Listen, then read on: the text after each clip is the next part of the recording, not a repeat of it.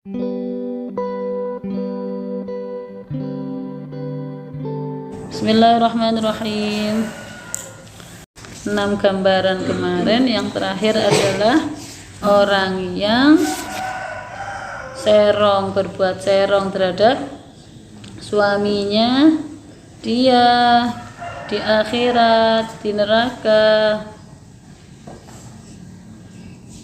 dibangkitkan, disiksanya, diikat tangannya ke embun-embune, kemudian kakinya di tadiyunya, kemudian dikirim kepadanya ular dan kalajengking, ya. Terus itu karena tidak mandi jinabat dan tidak mandi haid, ya. Kemudian watastahzi'u bis sholati, dolanan ambek sholat, ya. Sing dolanan ambek sholat itu tadi yang dikuasai oleh ular dan kalajengking dan kondisi tubuhnya diikat. Bismillahirrahmanirrahim.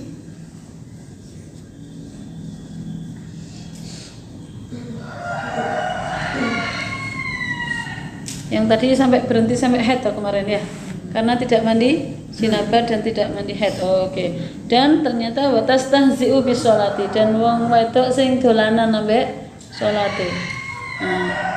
Astahzi'u itu maksudnya itu ngece-ngece, ya.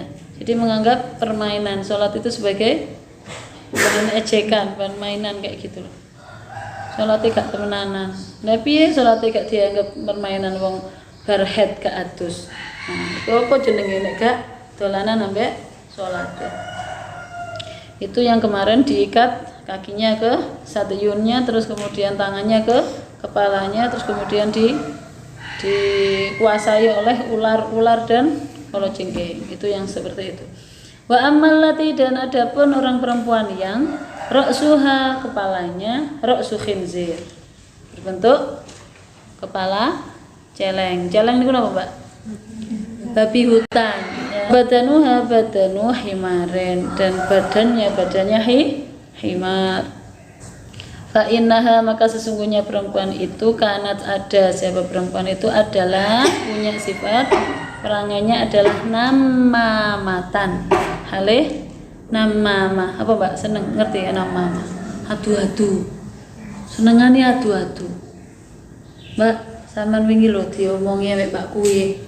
Jarine sampean wingi pas ngampil laptop Mbak iku yo. Apa ono file Mbak iku sing ilang lho. Sampeyan diarani njukuk file Mbak iku. Adu-adu, ya. Wingi lho, jarine iku ngene-ngene, waduh wis. Setuke digunukno pisan, walah moro-moro ketemu mluwengos kabeh, muring-muring batene.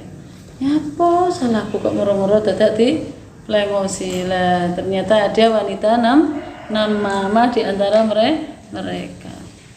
Namamatan itu adu-adu, senenge adu-adu domba. Kadzabatan, dan sering berbohong. Niku nek iso sampean punya karakter bahwa itu semua dosa besar begitu loh. Ya, bukan nganggap enteng masalah janji yang tidak ditepati, kemudian berkata sesuatu yang tidak sebenarnya, itu jangan dianggap remeh, ya. Jangan dianggap sepele. Jadikan itu karakter dalam diri sampean bahwa hal itu adalah dosa besar begitu loh. Artinya kalau sampean melakukan itu sampai sampean mengatakan itu sebenarnya, ya harus menyiksa dirinya. Artinya itu harus apa ya jenenge, kemarin tuh ya diajar ya bahasanya kemarin, ya. Harus ngajar awake dhewe bagaimana biar tidak akan mengulangi perbuatan itu lagi. Bener. Gak usah ngenteni diprit wong liya atau kemudian dihukum orang lain, tidak, harus bisa menghukum dirinya sendiri. Itu namanya menjadikan nama makadzaba, kemudian apalagi hibatan itu, ya, itu dosa besar. Harusnya kita punya mindset kayak gitu sendiri gitu. Jadi yang namanya aku janji KP ketemu gitu, ya, besok Mbak aku ke tempatnya sampean jam 9 misalnya gitu ya, jam 9 ya wis nek sampai jam 9 kok gak teko ngene iku sampean kudu duweni rasa salah sing nomo men bukan terus ya biasa-biasa saja ojo ya. Jadi di situ kalau nggak dibiasakan Mbak, ini akan jadi hal yang mematikan. Mematikan itu akhirnya rentetannya dawa maksudnya kayak begitu. Ya. Nanti itu kalau sampean biasakan, ya, sampean saedik ngendet saedik itu sampean anggap biasa. Ya nyun sewu, imbasnya pun kembalinya kepada diri sendiri. Sale ngerjakno tugas kuliah. Ya rada ngendet barang. Piye ngentite ya dek koncone barang di jog. Jadi jangan sampai gitu loh. Kita itu punya karakter yang bohong itu biasa. Hajur pokoknya. Enggak sekarang, tapi banyak di dunianya sudah banyak kacau ketika banyak bohong. Karena orang bohong itu akan terus dituntut untuk berpikir menutupi kebohongannya. Paham? Kebohongan pertama ditutupi oleh kebohongan cerita yang pertama. Setelah itu ada konsekuensi logis dari kebohongan yang pertama tadi itu. Akhirnya dia harus berpikir untuk bercerita bohong lagi untuk nutupi ini. Biar nanti itu kelihatan sempurna, tidak berbohong. Tidak bisa. Ya, akhirnya tercium juga bangkainya. Gak enak Mbak. Jangan bohong ya. Jangan pernah bohong. Kata apa ya? Aja kata apa. Bola balik ndak wae sampean dhewe. Gak enak balik. Wa ammal lati ala suratil kalbi, wa amma dan adapun allati perempuan yang ala suratil kalbi, ya, atas gambare anjing, ya, yang rupane kayak rupa anjing, kemudian wanaru tadkhulu min fiha, kemudian api neraka ya, apinya itu masuk ke dalam mulutnya, kemudian watakhruju min duburiha, dan kemudian keluar dari tuburnya, masuk dari mulut keluar dari tubur, masuk lagi dari mulut keluar dari tubur. Wanita yang seperti itu fa innaha, maka sesungguhnya dia kanat ada, siapa dia perempuan itu mananatan, ahli ngundat-ngundat. Mananatan itu ngundat-ngundat sing biyen kuwi biyen aku lho ngene iku sing nemokno ambek bojone kuwi lho, biyen aku dalane mbasan dadi wis ora tau sapa-sapa, ora tau sing piye-piye ta, sing ngirimi opo ta, sing itu jenenge ngundat. Bu, biyen wi omah iki Bu sing bangun aku lho, Bu. Ambek ibuke ngundat-ngundat. Ngerti? Mestine saiki ya sing duwe sing oleh warisan sing luwih akeh ya aku, wong ibu urip ambek aku. Sing ngopeni ibu bendino aku wis sebelah. Ngene jenenge ngundat-ngundat. Wonten mboten sih wong wedok kaya ngono ku? Wonten mboten? Mboten iki.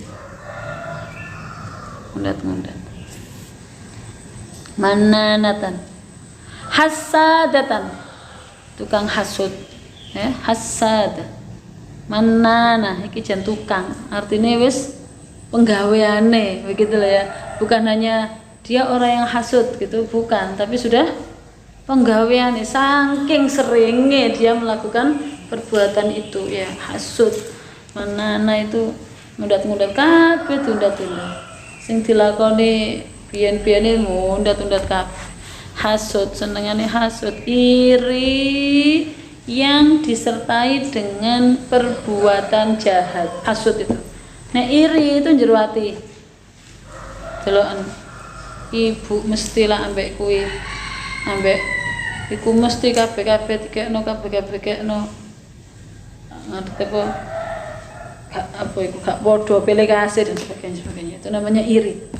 Kalau tempatnya masih di dalam hati. Tapi kalau rasa iri ini kemudian ya terlampiaskan sebagai perbuatan jahat, itu namanya hasud. Ya. Iri di dalam hati kemudian dilampiaskan dengan perbuatan jahat, kemudian dia punya rencana ini itu menghancurkan nama baiknya misalnya yang diireni, atau membuat makar merencanakan sesuatu, itu namanya hasud. Jelek toh, jahat toh ya, jahat banget hasud itu. Mau nih iri marungono terus gak kuat irine nemen, terus akhirnya merencanakan untuk mempermalukan sing mbak-mbak sing diireni ku di depan umum lah, kayak gitu, itu namanya hasud. Jadi dosanya di atasnya iri gitu. Derajat kesalahan hasud itu iri ku wis elek, paham ya? Iri itu wis elek, pemenang ditambahi ambek perbuatan jahat karena irinya itu. Jadi hasud itu wis elek banget, elek banget. Mbak, sampean takokno awake sampean dhewe-dhewe ya. Sampean tau iri mboten? Bener napa mboten irine sampean? Pun? Anak jawabannya kabeh? Bener napa mboten? Jadi sebenarnya nafsu ini loh, nafsu itu sebenarnya ya ada baiknya, cuman bagaimana kita mengelolanya. Nah, seiring berjalannya waktu, kemudian kita banyak belajar. Yalah, foto iri gitu. Ya memang benar-benar nggak sama perlakuan ke saya, nggak sama, tapi nggak usah iri. Kabeh ku senek anune dhewe. Irinya itu akan menelurkan, melahirkan perbuatan yang positif pada diri sampean, atau justru menghasilkan hasud dalam diri. Nah, jadi kita lihat itunya dulu, baru kita bisa menghasilkan ini tidak baik. Oh, ini baik begitu. Jadi iri itu masih apa itu namanya? Ngono-ngono peletuk ya, apa itu namanya? Hanya faktor kecil yang akan menghasilkan sebuah perbuatan selanjutnya. Lah, untuk menghakimi atau menjas iri ini bagus atau tidak, boleh atau tidak, itu adalah efeknya bagaimana. Kalau efeknya kita akhirnya hasud, terus jahati arek iku, menghalang-halangi arek iku iso nilai api, ada kan ya kayak gitu ya. Iri jane, ya Allah mbak iku kok pinter men sih, kok ngene sih. Awas ya besok tugasnya tak ganti atau tugasnya piye lah, itu kan bisa juga begitu. Tak omong-omong nondik dosen ini bahwa mbak iku ternyata nyontoh-nyontoh, kan bisa. Kalau irinya menghasilkan hasud kayak ngono iku, berarti ini tidak boleh iri nih ya. Tapi kalau dengan iri sama, ya bocah kok pinter sih, kok gampang pelajaran. Pokoknya ini aku belajar sampai mbak iku. Aku aku belajar ya mbak masiku. Nah, pokoknya aku kudu belajar sampai mbak iku, pokoknya aku gak oleh apa jenenge membiarkan ini ada orang apik tak jarno gak. Aku berarti aku kudu belajar sampai iku. Nah, itu berarti boleh. Ya. Jadi sebenarnya kita harus mengenali diri kita sendiri. Apa sih karakter kita itu, karakter yang iri ke arah negatif kah, atau iri justru membangun semangat baik. Ya, yang bisa menghakimi itu adalah diri sampean sendiri. Oke. Ayo Mbak, kadzabah ojo, hasada ojo. Tapi sing seneng delok wong seneng.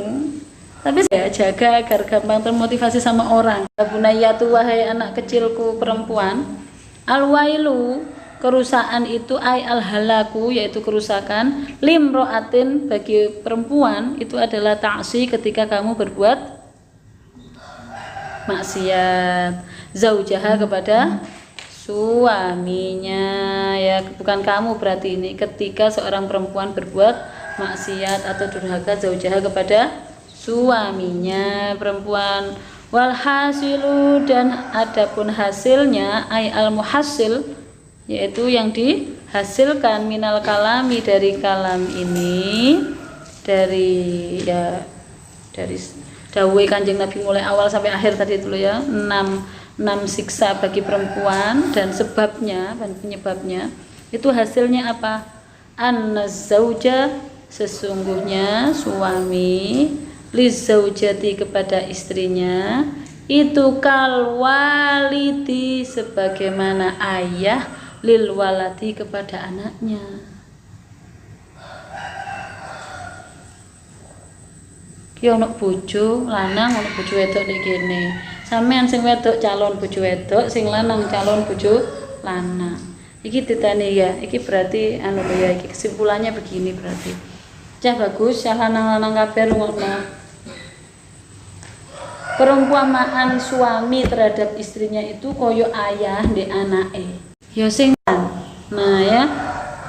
Li anna ta'atal waladi karena sesungguhnya taatnya anak liwalidihi kepada ayahnya, kepada orang tuanya, wa talaba ridhohu meminta ridhonya anak kepada orang tuanya itu wajibun, wajib. Ya. Tetapi tidak sebaliknya, wala yajibu dzalika dan tetapi tidak wajib kebalikannya istri itu ala zauji atas bojo lanang. Artinya bojo lanang ora kudu taat nek bojo wedok, tapi wong wedok kudu taat nek wong lanang. Lah krana wong wedok wis taat ambek sing lanang, dadi sing lanang kudu melasi sing koyok bapak di anake. Mosok anake wis taat bapake bangga nyeneni ae. Lho ya ora pantes. Ya. Dadi nek bojo wedok sampean iki wis apik ambek bojone, aja nuntut bojomu manut nek sampean. Ora usah nuntut ngono. Pokoke sampean wis apik bojomu mesti kentil kelet ambek sampean. Mudah-mudahan manfaat. Amin ya rabbal alamin. Al-Fatihah.